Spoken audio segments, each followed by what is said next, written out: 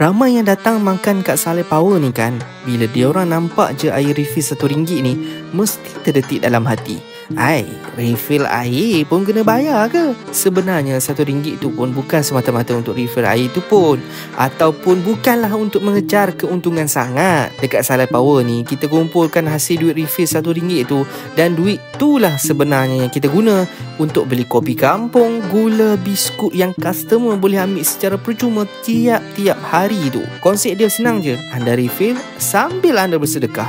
Ibarat setiap hirupan kopi yang customer minum tu, biskut tu semua, selagi ada orang makan, insya-Allah akan adalah pahala yang mengalir untuk anda. Kadang kalau anda nak tahu kan, duit hasil refill air tu pun tak cukup sebenarnya nak tampung kos kopi dan biskut tu selama sebulan.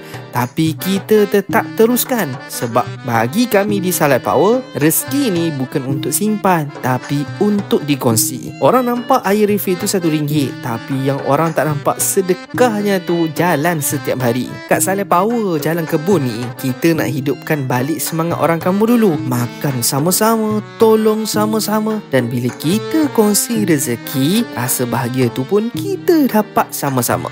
Jadi kalau korang datang nanti, janganlah segan nak refill air tu, okey? Sebab setiap RM1 tu pun ada pahala dan berkat yang korang kongsi sekali.